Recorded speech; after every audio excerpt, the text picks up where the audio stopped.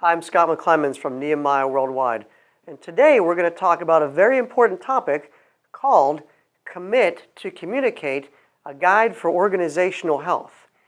And to me, this is one of the most important topics, but yet a topic that most businesses miss. They just totally omit it, and that's because they're focused on marketing and sales and operations and customer service. Yet they forget that they're in the people development business. And so I say, you can be a great marketer, you can be a great salesperson, you can have the most awesome products in the world. But if you don't build a healthy organization through communication, all those things eventually won't matter because your profits will just be short term. You'll eventually be a crummy or an average place to work, and that's not what we want. In my experience, I've managed strategic marketing divisions in big companies, and I've also owned my own small business. And I can tell you without a shadow of a doubt, the most important thing is getting everybody on the same page, building a healthy company, and the way you do that is learning to communicate with each other. So let me just ask you a few questions. Give you a few examples. Here's the first one. You get asked by your manager to do an assignment. And so you complete the assignment, and your manager either says, that's not quite what I wanted, or, oh, yeah, we don't need that anymore. That's no longer a priority. Well, that's communication there. Your manager didn't communicate with you. Somehow, communication didn't occur exactly in the way how you should do that project, how you should complete your assignment. Your manager wasn't clear or didn't specify how to get it done, or you didn't hear it the right way. And so both of you are frustrated now and maybe even have a little bit lower opinion of each other. That's just one little example of how we can improve, how communication can occur that can start making an organization unhealthy. Here's something else. You make a great suggestion to your boss. And you've thought about this for a couple weeks, and you think it's going to really improve your company, save you a lot of money, make you a lot of money. And so you've worked on it, and your boss basically just blows you off, just yawns at you, doesn't give you the time of day. And so now what? You're demoralized, and you say, well, that's the last time I'm ever going to give them any ideas. So that's also the kind of communication that can lead to an unhealthy organization. Now your boss can spend time with you and say, you know what, Scott, that is an awesome idea. It's not quite in our priority list right now, but if we can maybe look at it in our plan for next quarter, we might be able to fit it in. Would that be okay with you? It's a different kind of communication. Makes you feel a lot different. Example is you've got a disagreement with a coworker on how to get something done. And you feel strongly about it. She feels strongly about it. You can't agree. You have an argument. You end up with hurt feelings. And instead of mending that relationship, you go around for weeks or months and don't talk to each other. Even though your jobs are both, it's integral, even though it's important that both of you communicate with each other regularly. So the fourth example of communication and how it affects an organization, you've got a coworker who's really pleasant to be with. She's got a great personality. Everybody loves her. But yet her performance has started to decline. It seems like she doesn't care as much about her job anymore. Well, if you're her manager, what are you going to do? Lots of managers just blow that off. Because she's popular, you don't want to fire her, you don't want to get her upset. And so most managers just let it go.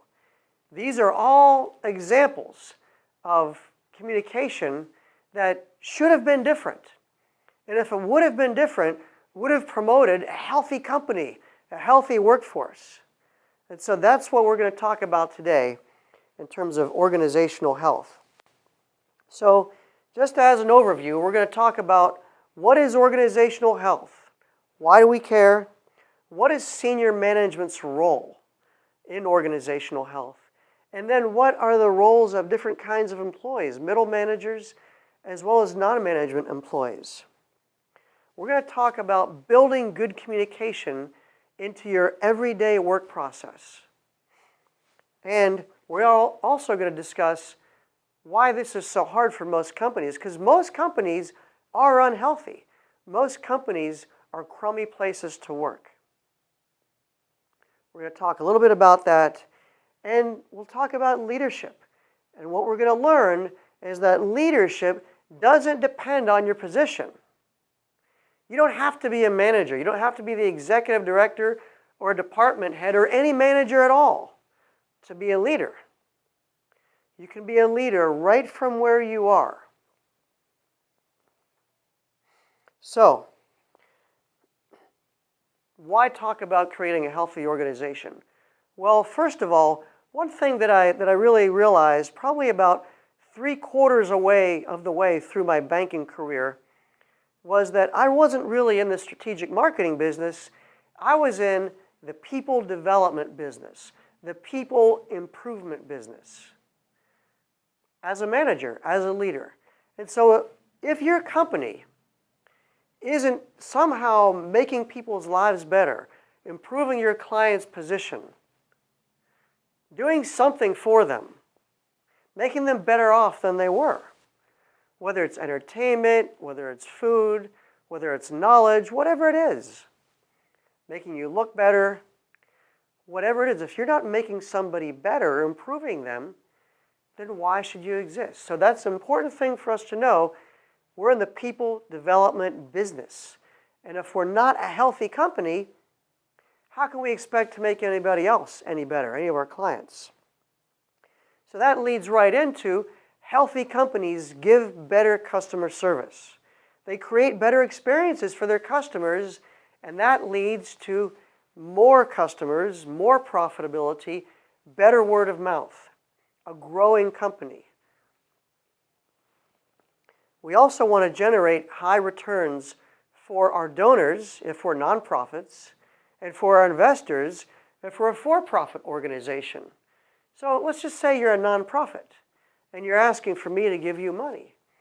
Well, why would I want to give you money if I know that you're an organization that's unhealthy, you communicate poorly, you don't produce good results for your clients? Only healthy companies can do that, and that's who I want to give my money to. So, if you're a healthy company and I am seeing a high return on either my investor or donor dollars, why wouldn't I want to give you more? Why wouldn't I want to tell other people like me, investors or donors, about you and what a great place you are to invest or donate money to? Then there's the impact on each individual employee's health and well-being. Do you know that we spend, of our waking hours, we spend as much as 60% of our time, Monday through Friday, at work? It's a huge part of our lives. But yet, there's so much work-related stress and disease, even mental health issues relating to work and work-type depression. So if we create a healthy organization with good communication, we can strive to have healthier employees. And that makes a better company and a more effective company. And finally, the reason that we want to have a healthy organization is, look, everybody wants to play on a winning team. Nobody wants to play for a bad team, for a losing team. Everybody wants to have a chance to win the championship. And so, even though we're not in sports, we still all want to play for a winner. And winners are healthy organizations. So I've got 10 signs of a healthy organization that communicates effectively. And the first one is there's minimal politics, there's minimal confusion, and a lot of clarity on what the organization stands for and what its priorities and goals are. By politics, I mean we've got our own self-interests in mind, and we're constantly fighting back and forth to get what I want, instead of agreeing on what we should be doing as a company as a whole. So when we can't agree as leaders, we create confusion for the rest of our team, the rest of our employees, and our customers. And so we're going to talk about that. You'll hear me talk about that topic a little more. The second sign is high morale, high productivity, high innovation. People like coming to work. It's a big part of their lives, and they get excited about it. Obviously work is work, but we are made to work. We're made to be productive. We're made to share our gifts and our talents with each other. And work is the place that most of us do that. We're meant to be productive. We like to get things done, and we like to make things better. So that's the second sign. The third sign is, I've already said, we're in the people development business. So if you're a healthy organization and realize you're in that business, you're going to respect and appreciate and show that respect and appreciation to individual team members. They're going to feel respected and appreciated. 4, are we an organization that's unselfish? Do we have a high level of trust in each other? Are we humble? Am I willing to say, you know what, I think your idea is better than mine. Your idea, even though I might have worked on mine for a month, you're coming from a perspective that I've never thought about. We need to do your idea. Let's put mine on the shelf. Humility, unselfishness. 5, giving people the benefit of the doubt. When you come to me and maybe you haven't thought through something as well as you should have, and you communicate very excited to me, and I don't understand what you're saying,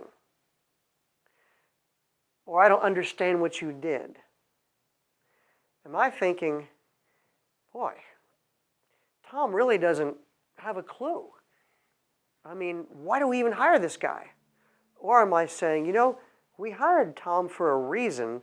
He seems to be excited and agitated. Why don't I sit down with him and talk this through and find out what he really means? Giving people the benefit of the doubt.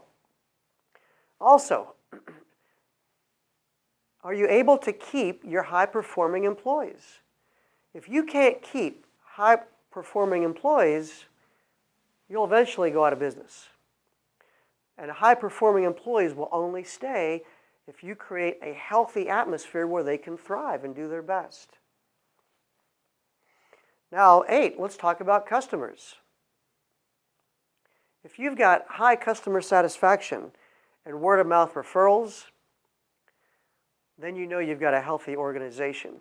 Because employees in an unhealthy organization aren't going to do a good job serving your customers. I've already mentioned that once. I'll keep mentioning it because it's paramount. And then, number 10, or rather number 9, are you putting the interests of your customers and your organization first?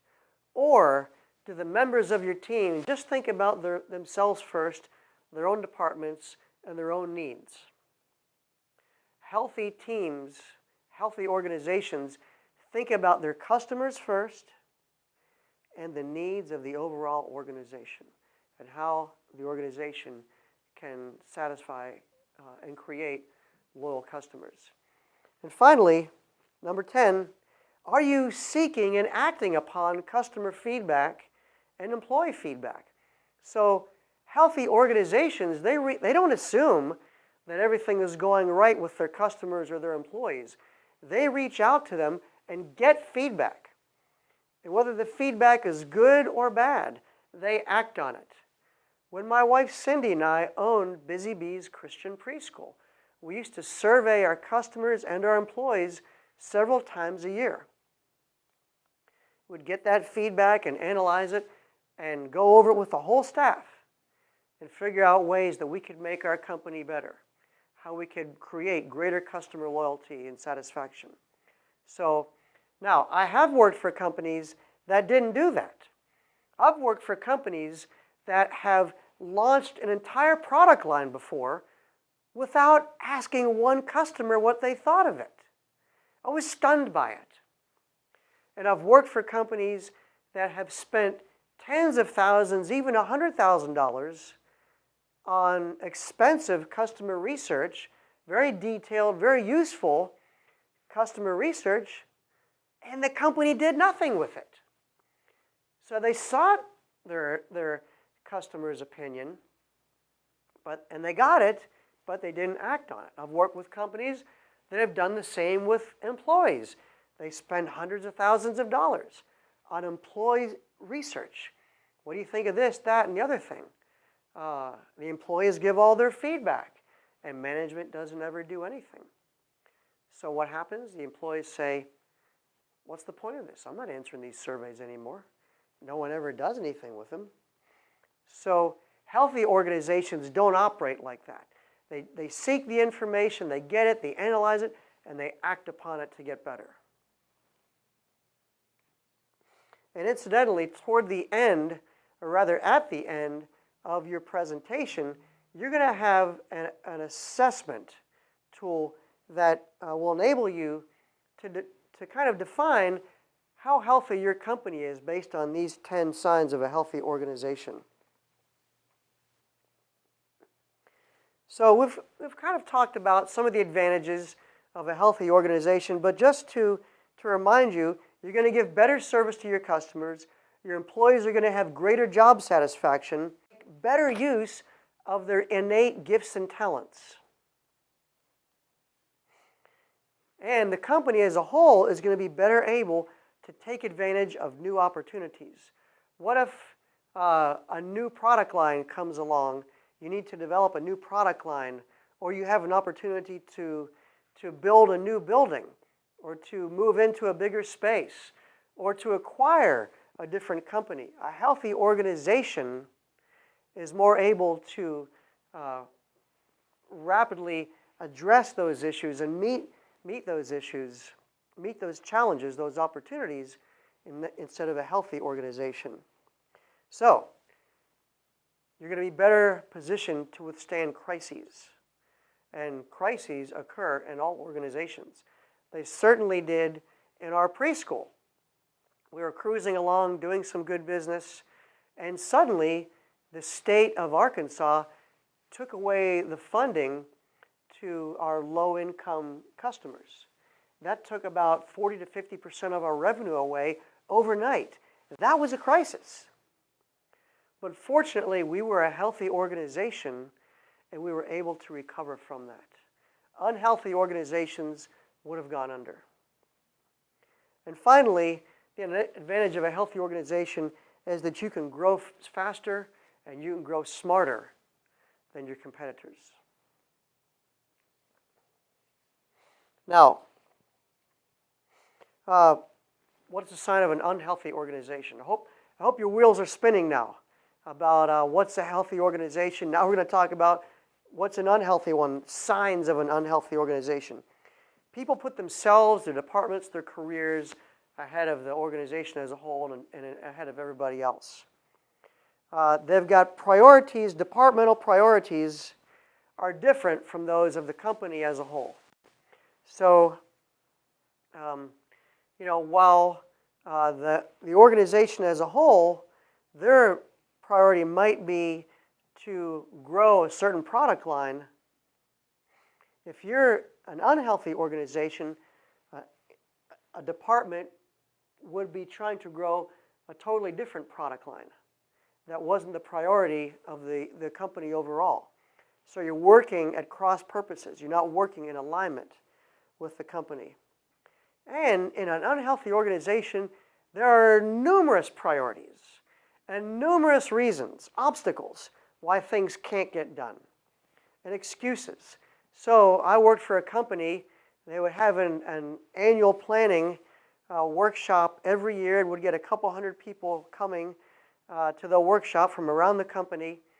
And we would come up with 20 or 30 different priorities for the company. And it created great confusion. Nobody could figure out what to do. And there were always obstacles as to why things couldn't get done. Because I was assigned to priority 17, but you were working on priority 2. Well, I needed your help to get priority 17 done, but you couldn't help me because you were working on priority 2. So you were an obstacle to me and vice versa. And so we get confused, don't we? As an employee, I'm confused. Now I don't know what to do. You told me what's important to me. I need him to help me. He can't for another 18 months. So now what's my job now? I don't even know what you want me to do. That's how that works. So there's not much accountability. So people in an unhealthy organization, they can get away with a lot of stuff. You can have shoddy performance. It's okay. I can come in late. I can fudge on my assignments. No one's going to catch me. No one's even watching. So there's no accountability. But good employees, high-performing employees, aren't going to put up with that. Why would they? It's a waste of their time. They should just leave, and that's what they do.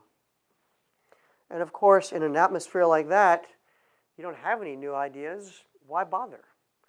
There's not much customer satisfaction. How could there be? Employees don't care. And as a final note, there's no trust in the organization because I can't trust my senior management to give me clear direction. I can't count on my boss. I can't trust my boss or my coworkers to help me with assignments. I can't trust my colleagues that they're competent enough to do good quality work. I'm not playing for a winning team. I can't trust anybody. Those are the signs of an unhealthy organization. So, that's enough of that. That's enough of the negative stuff. How do we do this? How do we build a healthy organization? Well, I think there are really 5 steps. And first of all, it starts at the top. You've got to have a leadership team that comes together, that bonds together. Now, I'm not talking about doing ropes courses and all kinds of, falling back and catch me kinds of exercises. I'm not talking about that kind of stuff. I'm talking about you and you and you and you. We all understand what each other does. We look at our company as a whole. We set goals for the company as a whole. And we as a management team work toward those goals together in each of the separate departments that we run. So first of all, I'm not the head of finance. Yes, I'm the head of finance. That's the department that I manage. But first and foremost, I'm thinking about the goals of the company that we all agreed to.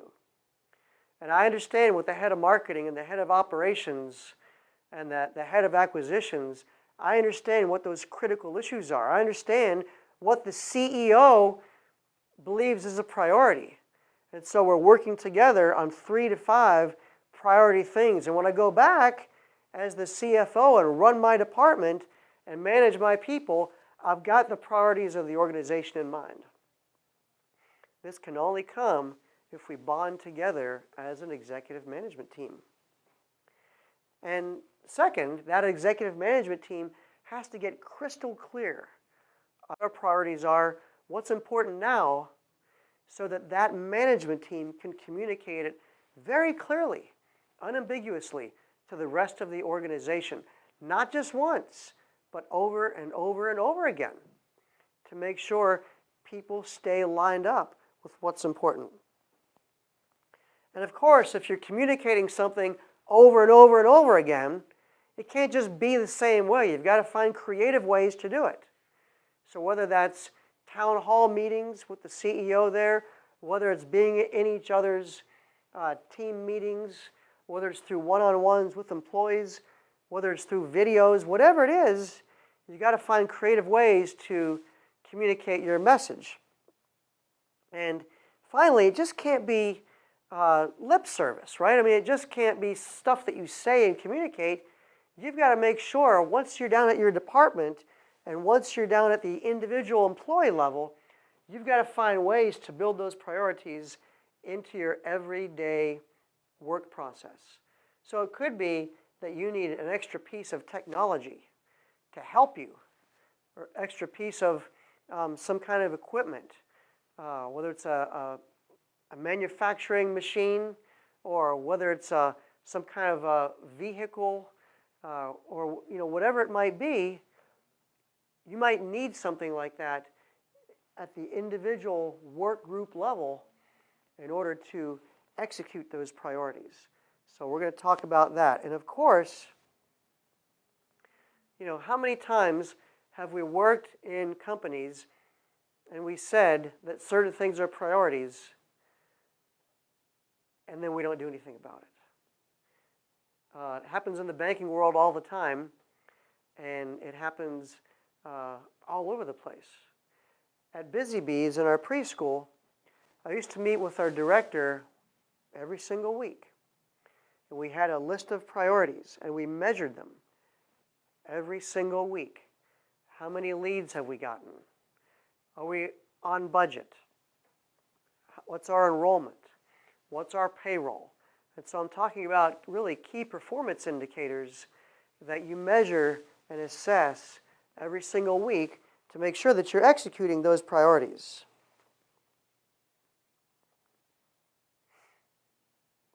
A key element of great communication in a healthy organization is you've got to be able to trust each other. And David Horsager authored an awesome book called The Trust Edge. I just saw him speak recently, and he's got what he calls the 8 pillars of trust. And they're just essential. I mean, just imagine if you can't trust your coworkers, what that's going to do to your performance. You're going to be fearful. You're going to be scared. You're going to not care. So what are Horsager's 8 pillars of trust? Well, the first one is clarity. Our employees, we trust what's clear. We trust clear communication. We don't trust things that are ambiguous. Compassion. Do you care about me? Because if you don't care about me, I don't trust you. If you do care about me and have compassion, I do trust you. Character. Are you stealing stuff? Are you taking office supplies or restaurant supplies or stuff that belongs to the company? Are you taking that and just kind of, and if you said to me, for example, yeah, I mean, they'll never miss it. They owe it to me anyway. Those are issues of character. Competency. Can I trust that you have the skills to get your job done? Commitment. Even when the situation gets tough, are you going to stand in there and help me, or are you going to leave me high and dry? Are you committed? Connection. Hey, we all want to follow and be around our friends. We'll talk about this a little bit later, but do you always give me the cold shoulder? Do you greet me warmly when you get to work, or do you just kind of blow me off? At the end of the day, do you say to me, hey, I'll see you tomorrow, have a great day? Or you just leave and treat me as a dish rag, as if I'm not even there. So connection. Contribution. What are you contributing? Are you making me better? Are you making the company better? Because if you're contributing, like going the extra mile, I'm going to notice that. And I'm going to trust you. And are you consistent? Or are you up and down? Are you high this week, low this week? Is your performance great one week or one day? Is it poor the next week? Hey, I want consistency. I want to be able to know how you're going to act and be able to trust you. Let's talk about accountability. Accountability occurs when we agree. I say, can you get it done? And you say, absolutely. I'll get it done by the end of next week. Okay, I am counting on that. But that accountability only occurs if you and I have communicated very, very clearly and we're both committed to the end result. And really, this is one of the biggest obstacles that prevents health in an organization. Because, for example, and I'll tell on myself here. I used to have employee one-on-ones, and each employee would have a list of assignments, and I would sit down on those one-on-ones. And those assignments were connected to their goals for the year, and so would sit down and look at their projects, and it would be like, yeah, I didn't get this done, I didn't get that done. Here's why, et cetera, et cetera. And to my fault, I let things like that go on too long. I didn't say, doggone it, we need to have this done by the end of the month. Or I should have said, okay, forget these other 5 things. Let's just focus on getting this one thing done. That's all I want you to get done for the rest of the month. So maybe I wasn't clear. Maybe the problem was me. Whatever it was, I let it go on too long. And as a result, our goals took a long time to achieve. That happens so much in the American business world. It's incredible. And most performance issues, this was certainly true with me, most performance issues occur because managers don't hold employees accountable for things like I just mentioned. And so why are we so afraid? Why are we so afraid to say to somebody, you told me you were going to get that done. Let's talk about why it's not getting done, and let's set an ultimate deadline and even some consequences if it's not done, or some rewards if it is done. Why are we afraid of that? Well, we are.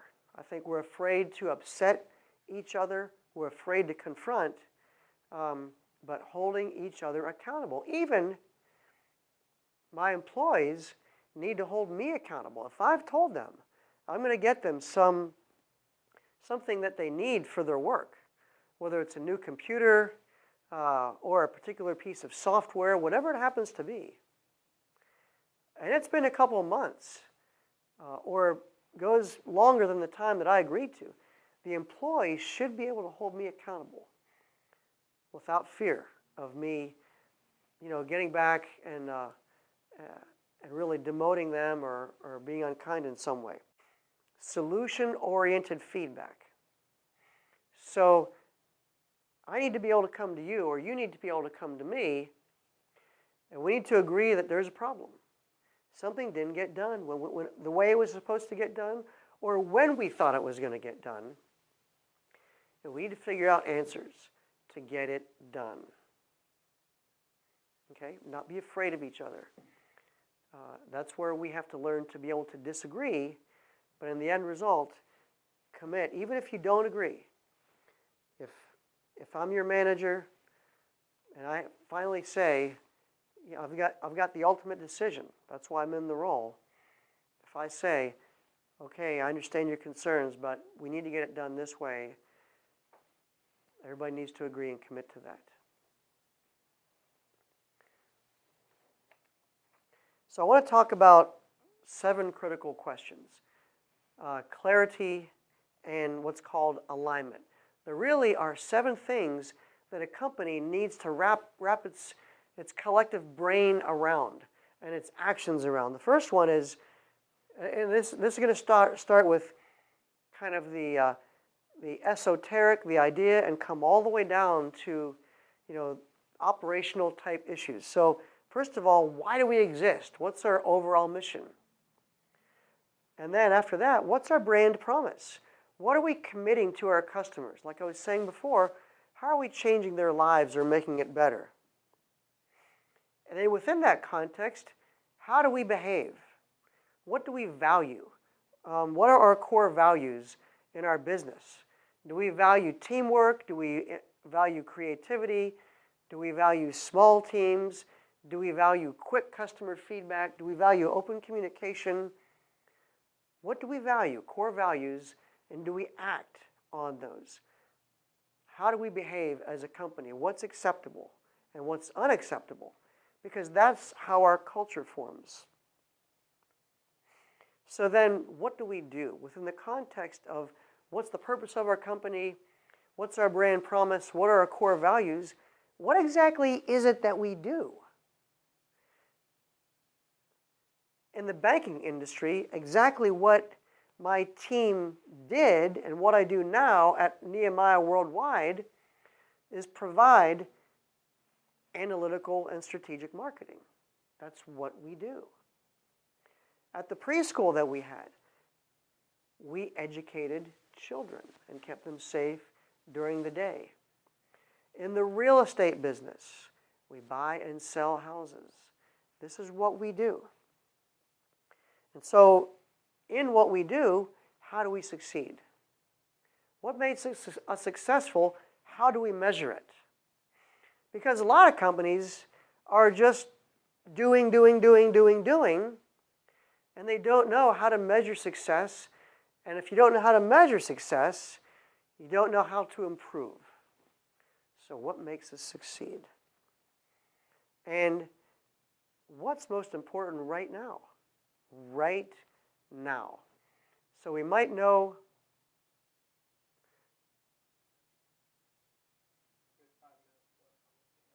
Okay. We might know where we want to be, but if there's a crisis occurring or if there's a major opportunity that we need to take advantage of right now, then everybody needs to be focused on that. And so within that, within what's important right now, who's doing what? Because we don't want to have people saying, well, this is what I'm doing. Well, I thought I was supposed to do that. He told me to do that. No. He told me to do that. We don't want confusion. We want clarity on who is doing what role to make us succeed right now. Whether that's the people on the executive team, the middle managers, the department heads, or the employees, we want to know who does what. Great clarity around that.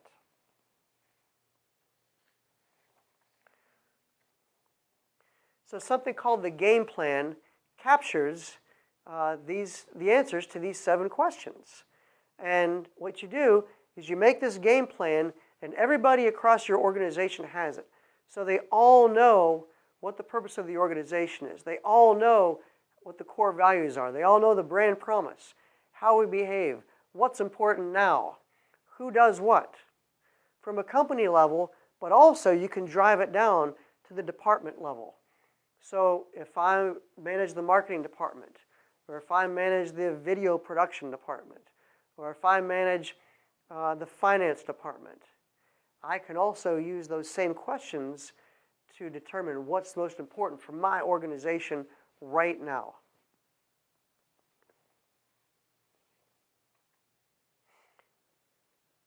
So in communicating clarity, people, unless they hear things a couple times, they're kind of skeptical about it.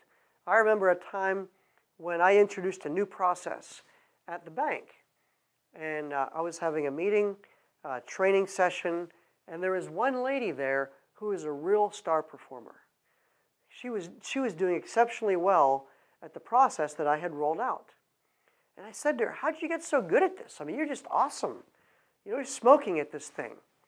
And she said, well, when it finally got communicated enough, and when I finally figured out that it wasn't the flavor of the month, that it wasn't just going to go away, I decided it was here to stay and I was going to get good at it. And she did. So people need to hear things repeatedly. And the leader has to model the message, right?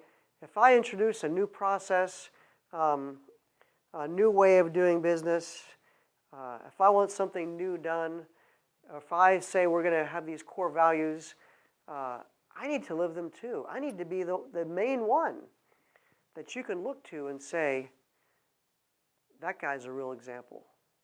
And so leaders need to model the message because everybody's watching you.